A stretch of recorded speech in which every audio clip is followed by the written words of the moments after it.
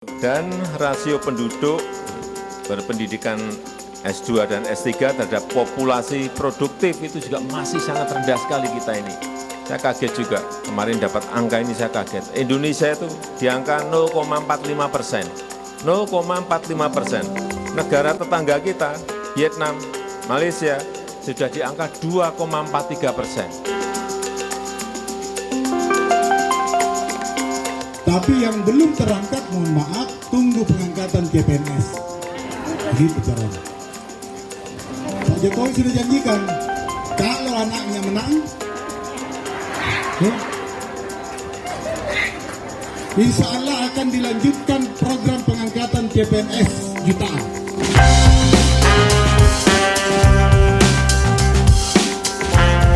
Dan di sini menurut saya ada berita yang cukup mengejutkan sekali dan bahkan juga membuat Presiden Joko Widodo kaget. Nah, di sini pertanyaannya, selama 9 tahun terakhir di sini Presiden Joko Widodo itu ngapain ya?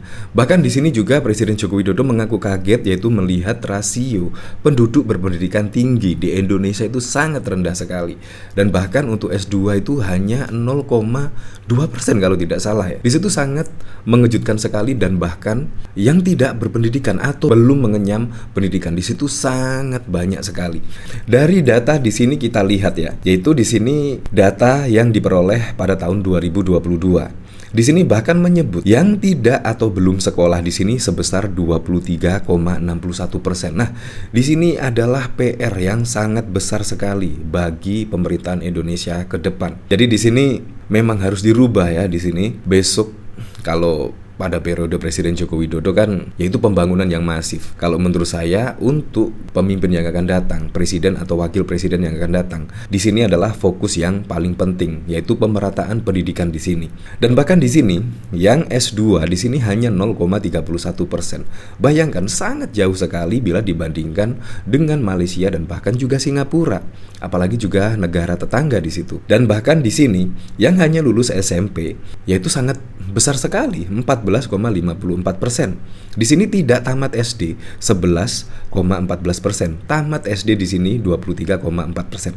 Bayangkan, kenapa kagetnya baru sekarang? Itu pertanyaan yang sangat mendasar sekali. Apakah saat ini Presiden Joko Widodo terlalu sibuk ya, yaitu kunjungan kerja di luar negeri, dan bahkan juga saat ini kita ketahui Gibran menjadi cawapres, akhirnya lupa dengan data ini dan akhirnya saat ini mengaku kaget ketika tingkat rasio pendidikan tinggi di Indonesia sangat rendah sekali. Padahal di sini juga kalau kita ketahui ya, data ini sudah tahun 2022 lah. Seharusnya kagetnya kan udah tahun kemarin ya. Nah, bahkan di sini tidak hanya itu saja. Di sini ada video yang menurut saya wah, di sini bahkan diduga, yaitu secara terang-terangan bahkan untuk memilih capres-capres tertentu. Di sini bahkan juga dikomentari oleh Husnul Khotimah, Pak Jokowi betulkah ini? 9 tahun kita jaga agar nama Pak Jokowi baik di mata rakyat. Kenapa menjelang lengser seperti ini? Pak Jokowi sendiri yang janji akan netral, bukan kita yang minta. Viral, sekda, tak kalah sebut Jokowi janji angkat jutaan CPNS jika anak menang. Nah, di sini juga seharusnya Presiden Joko Widodo kaget lah. Padahal pada waktu lalu Presiden Joko Widodo menginstruksikan bahwa hanya untuk netral pada Pilpres 2024. Tetapi kenyataannya di sini, ya Anda tahu sendirilah. Seperti ini videonya. Direalisasikan ke bawah, ke daerah. Setengah mati kami nih mencarikan di mana ini belanja untuk penggajian P3K ini. Itu jadi suku sekali ini, tak kalah pro kepada P3K yang ada.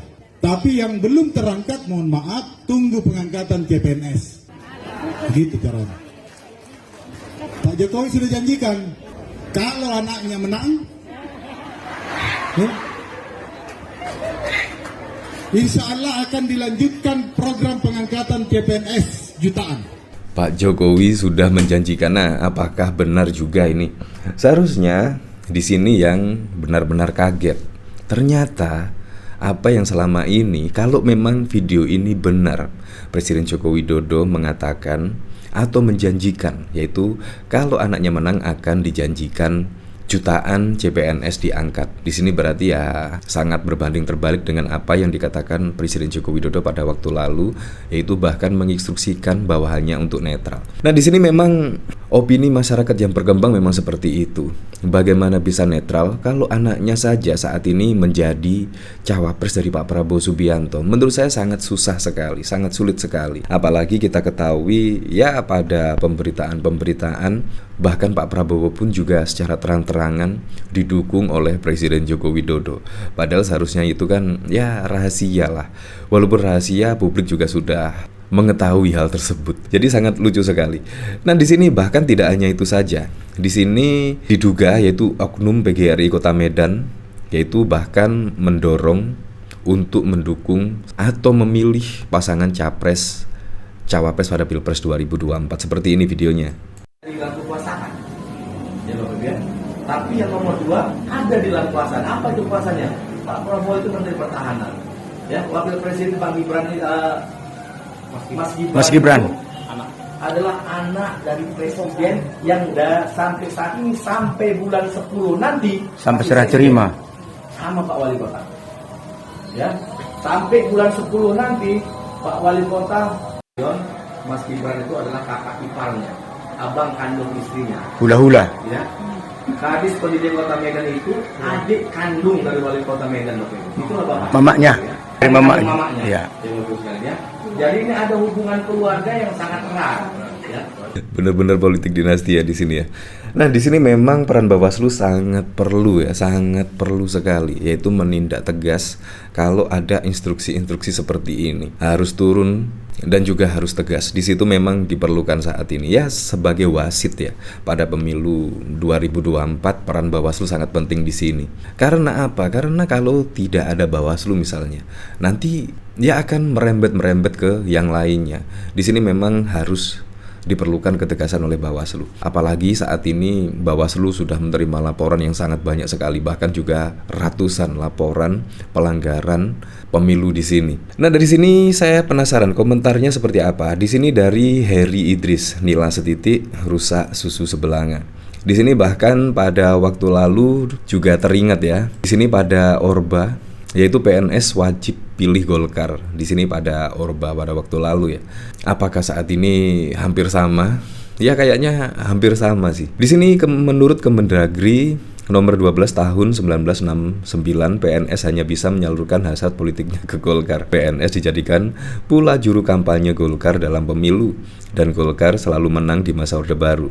PNS yang menolak pilih Golkar biasanya dimutasi dan juga dipecat. Wah, di sini dari Paulik, cara mainnya sungguh-sungguh sangat. Guru di Kabupaten Serang dipaksa jadi tim ses Prabowo Gibran, ini dalangnya kacau.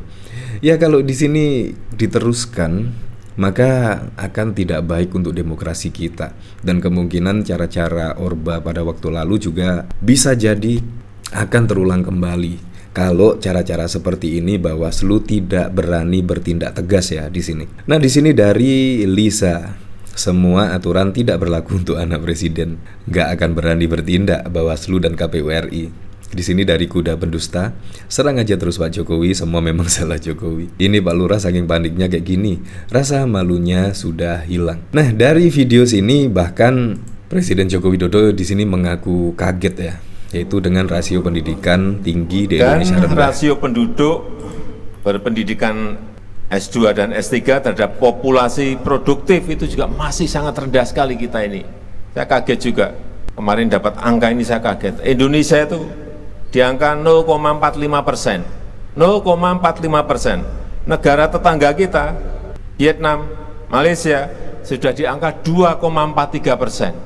Negara maju 9,8%. Nah, di sini memang menjadi catatan ya untuk Kementerian Pendidikan. Ya, semoga saja besok ketika ada pemenangnya pada Pilpres 2024 hingga 2029 di sini ya bisa lebih menjadi perhatian lagi, bisa menjadi fokus pemerintahan ke depannya, yaitu untuk menaikkan rasio pendidikan tinggi di Indonesia di sini sehingga tidak kalah dengan negara-negara lainnya seperti Malaysia dan juga Singapura.